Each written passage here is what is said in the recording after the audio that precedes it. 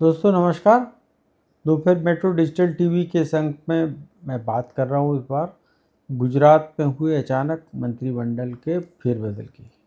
ये यूँ कहें कि सारे के सारे घर के बदल बदल जाने वाली तर्ज पर हुए कैबिनेट रिशफल की।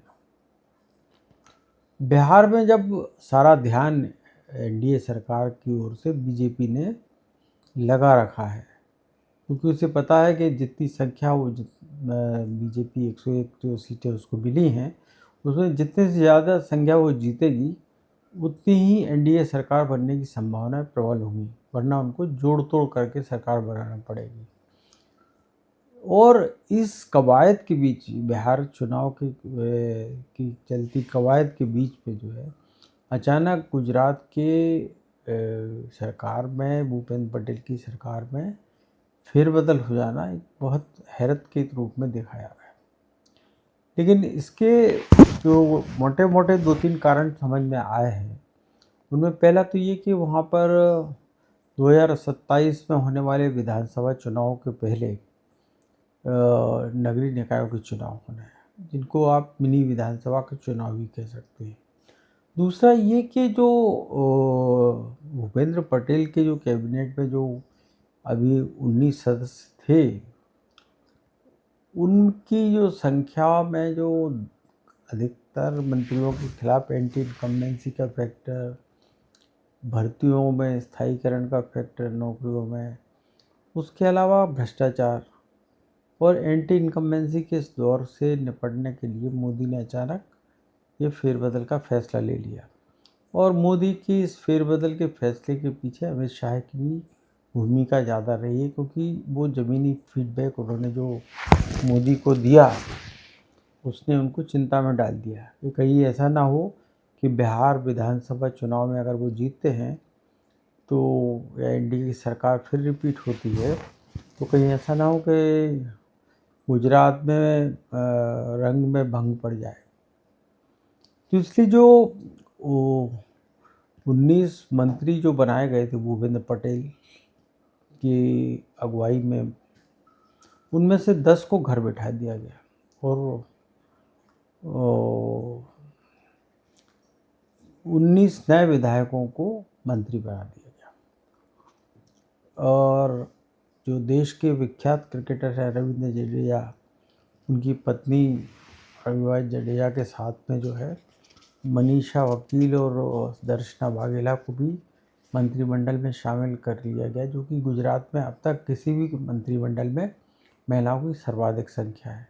ये बात अलग है कि आनंदीबेन पटेल गुजरात की मुख्यमंत्री रह चुकी हैं, लेकिन ये सब करने के पहले मोदी को खासी कवायद भी करना पड़ी, ज़मीनी फीडबैक भी लेना पड़ा। और उन्हें वो मोदी जो कि मिनिमम गवर्नमेंट और मैक्सिमम गवर्नेंस की बात करते हुए अपने मंत्रिमंडल को हमेशा छोटा रखते आए हैं। अगर हम आप उनके मंत्रिमंडल की आप बात करें तो जब अक्टूबर 2001 में वो मुख्यमंत्री बने थे तो उनके कुल 8 मंत्री थे, क्योंकि दिसंबर में जो है पर विधानसभा के चुनाव होने वाले थे, दिसंबर 2002 में। तो तब 2 में जब सरकार मोदी फिर उनकी अगुवाई में जीती पहली बार, तो 17 मंत्री बने। यानी कि 27 की जो क्षमता है वहाँ मंत्री टोटल मुख्यमंत्री को मिलाकर 182 सदस्यीय गुजरात विधानसभा में, तो उसमें केवल 17 लोगों को ही जगह दी गई थी। और 2007 से 2012 की बात आई तो वो सदस्य की संख्या 19 हो गई, यानी 2 बढ़ गए। लेकिन दिसंबर 2012 से 2014 में, मतलब मई 2014 तक, जब तक मुख्यमंत्री रहे नरेंद्र मोदी, और वो तो पीएम के भावी उम्मीदवार घोषित हो चुके थे, और जैसे ही वो प्रधानमंत्री बने तब वो 17 सदस्य उनकी मंत्रिमंडल में शामिल थे, यानी 2 फिर कम हो गए थे। और उसके बाद में जब वहाँ पर जो है आनंदीबेन पटेल की सरकार बनी तो 6 कैबिनेट मंत्री थे और 14 राज्य मंत्री थे, यानी आनंदीबेन पटेल को मिला के 21 मंत्री रहे। इस बीच जब आनंदीबेन पटेल को मध्य प्रदेश और उत्तर प्रदेश का राज्यपाल बना दिया गया तो विजय रूपाणी अचानक मुख्यमंत्री बन गए, एक एलिमेंट ऑफ सरप्राइज के रूप में। तो तब भी उनकी कैबिनेट में 7 कैबिनेट और 15 मंत्री जो है राज्य मंत्री स्तर के थे। 2017 में जब रूपाणी खुद अपने बूते पर चुनाव जीत के आए, जिसकी बीजेपी 99 के फेर में फंस गई थी, तब जो है कुल 19 मंत्रियों ने शपथ ली थी। इनमें 9 कैबिनेट थे और 10 राज्य मंत्री थे। इसके बाद में जो है अचानक विजय रूपाणी के परफॉर्मेंस को देखते हुए मोदी ने उन्हें बदलने में देर नहीं लगाई। सुबह रूपाणी दिल्ली में वो मिलकर आए, वहाँ मोदी से मिलकर गुजरात लौटे। दोपहर में उनको राज्यपाल ने बुलाया और कहा आप इस्तीफा दे दीजिए। यानी सीधे मोदी ने सुबह की मुलाकात के दौरान उन्हें कोई संकेत नहीं दिया था, लेकिन फिर एलिमेंट ऑफ सरप्राइज के रूप में रूपाणी जो है मुख्यमंत्री पद छोड़ के अलग हुए कैबिनेट से। और हाल ही में एक विमान दुर्घटना में उनका दुखद निधन भी हुआ। और फिर रूपाणी की जगह जो मुख्यमंत्री बने वो फिर एलिमेंट ऑफ सरप्राइज जो मोदी का रहता है। जो आनंदीबेन पटेल की जगह जो विधायक बने थे उपचुनाव में जीतकर, यानी पूर्ण विधायक भी नहीं थे, मतलब उपचुनाव में जीते हुए विधायक थे भूपेंद्र पटेल, उनको मुख्यमंत्री चुन लिया गया। तब भी संख्या जो है मंत्रियों की कुल 17 ही रही।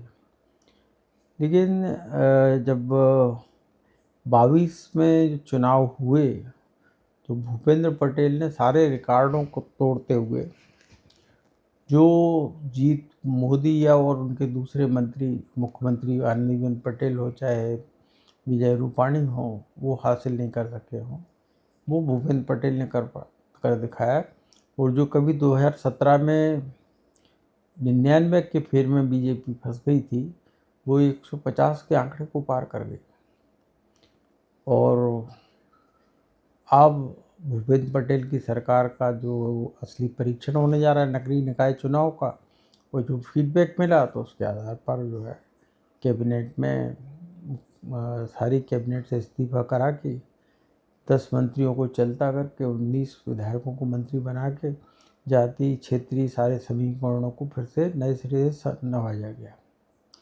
और दर्शना वाघेला और मनीषा वकील जो है वो भी मंत्री बनी। रवावा जडेजा जो कि क्रिकेटर जडेजा की पत्नी हैं, और उनके साथ में जो अब मुख्यमंत्री भले ही आनंदीबेन पटेल रही हो कभी, लेकिन 3 मंत्री पहली बार वहाँ पर बने हैं। और डिप्टी सेक्रेटरी के रूप में हर्ष संघवी को उन्होंने उप मुख्यमंत्री बनाया। माने जो उप मुख्यमंत्री का फार्मूला बीजेपी ने तय कर लिया है कि 1 सीएम 2 डिप्टी सीएम, तो अब गुजरात में कम से कम 1 डिप्टी सीएम हो गया। हर्ष संघवी कहने को तो 9वीं पास ही हैं, लेकिन वो 15 साल की उम्र से राजनीति में सक्रिय हैं। और बीजेपी जो बिहार में 9वीं फेल तेजस्वी यादव को 9वीं फेल बताते ही है, वहीं 9वीं पास जो है हर्ष संघवी को डिप्टी स्पीकर बनाने के मामले में कह रहे हैं कि मंत्री बनने और अच्छा राजकाज चलाने के लिए ज़रूरी नहीं है कि कोई बहुत ज़्यादा पढ़ा लिखा है। उमा भारती का भी उदाहरण है, वो उन्होंने 5वीं तक ही शिक्षा ली थी, मध्य प्रदेश की मुख्यमंत्री बनी थी। तो बीजेपी में भी ऐसा होता रहता है। और जहाँ तक बात रही मिनिमम गवर्नमेंट और मैक्सिमम गवर्नेंस की, तो ये सब जानते हैं कि मोदी गुजरात से लेकर दिल्ली तक अपने मंत्री या विधायकों के बजाय अफसरों के भरोसे ज़्यादा सरकार चलाने में यकीन रखते हैं। और मोदी की जो टीम जो मुख्यमंत्री उनके रहते हुए गुजरात में थी, उसके अधिकांश सदस्य आज भी पीएमओ में लगातार सेवा वृद्धि पाकर उनके आँख नाक कान बने हुए हैं। और कई राज्यों में, जिसमें मध्य प्रदेश में मुख्यमंत्री शिवराज सिंह चौहान हों या अभी मोहन यादव हों या अन्य दूसरे राज्यों में, आपकी अब बात करें छत्तीसगढ़ की, राजस्थान की, जहाँ भजन लाल शर्मा भी पहली बार के विधायक मुख्यमंत्री बन गए, पुष्कर धामी की, तो वहाँ पर भी असली सरकार तो अफसर ही चलाते हैं और यह सब जगह हो रहा है आमतौर पर। लेकिन बीजेपी जो राजनीतिक रूप से चुने गए विधायकों को भी अब तवज्जो देने की उनको चिंता हुई है। इसलिए चिंता हुई है कि कहीं नगरीय निकाय चुनाव में अगर वो हार गए, बीजेपी हारी, तो ये मोदी की हार होगी, अमित शाह की हार होगी और 27 का जो विधानसभा चुनाव है उसमें बहुत दिक्कत आएगी, क्योंकि कांग्रेस वहाँ पर जिस तरह से तैयारी कर रही है उसका कुछ कुछ अंदाज़ा मोदी को और शाह को भी लग गया है। 22 में तो आप पार्टी ने काफ़ी धूम मचाई थी और बीजेपी ने जो आनंदीबेन पटेल के समय से जो शुरू हुए हार्दिक पटेल के आंदोलन से लेकर सारे जो जिग्नेश मेवाणी और बहुत सारे नए चेहरे उभरे थे भाजपा के खिलाफ, उन सबको अपनी पार्टी में समाहित करके कांग्रेस को कमज़ोर कर दिया था। लेकिन अब बीजेपी नहीं चाहती थी कि वो नगरीय निकाय चुनाव में कहीं से भी कमज़ोर साबित हो, तो ऐसे मंत्रियों के रूप में ऐसे चेहरे जो कि जनता की नज़र में चुभ रहे थे, उनको उन्होंने हटाने में देर नहीं की और ऐसे विधायकों को मंत्री बनाया गया जो कि क्षेत्रीयगत और जातिगत संतुलन को संभालते हैं। तो कुल मिलाकर जो मोदी जो है, जिसको जो करते हैं कहते हैं, लेकिन वो ये भी जानते हैं, वो करते भी है कई बार, लेकिन वो ये भी जानते हैं कि राजनीति के जो फार्मूला होता है उसके 3 पैमाने होते हैं, जेन्युइन, जरूरी और मजबूरी। अब गुजरात में इस मंत्रिमंडल के जो अचानक हुए फेरबदल को आप जेन्युइन माने, ज़रूरी माने या मजबूरी माने, लेकिन मोदी को तो करना था तो कर दिया। और अमित शाह ने तो पहले ही इसके संकेत दे दिए थे कि हमारे पास में जो है 27 कुछ मुख्यमंत्री को मिलाकर 27 मंत्री बनाए जा सकते हैं। तो अब 26 लोग जो है, एक बर्थ खाली केवल रहेगी और 26 लोग मुख्यमंत्री सहित नगरीय निकाय चुनाव में जो ताल ठोकेंगे वहाँ के अखाड़े में। अब वो उसके नतीजे क्या आते हैं तो बिहार चुनाव के बाद जब वहाँ नगरीय निकाय के चुनाव होंगे और फिर 2027 का जो चुनाव जो बीजेपी के लिए असली परीक्षा ही खड़ी होगी, खासतौर से भूपेंद्र पटेल जैसे नए नवेले मुख्यमंत्री, जो कि अभी भी इनके बारे में कहा जाता है कि वो विजय रूपाणी की तरह दिल्ली के इशारे पर ही सरकार चलाते हैं और अफसरों के भरोसे ही सरकार चलाते हैं। तो देखें अब आगे क्या होता है, लेकिन मोदी हमेशा चौंकाने वाले, और अमित शाह भी इसमें पीछे नहीं है, चौंकाने वाले फैसलों के लिए मशहूर रहे हैं। और बिहार चुनाव के एन बीच कुछ इन्हीं कारणों के चलते उन्होंने न सिर्फ अपने मंत्रिमंडल को एक नया कलेवर दिया है, नया स्वरूप दिया है, बल्कि 3-3 मंत्रियों को रखकर जो है महिला वर्ग को भी संदेश दिया है कि बीजेपी ऐसा नहीं है कि कोई महिला विरोधी है।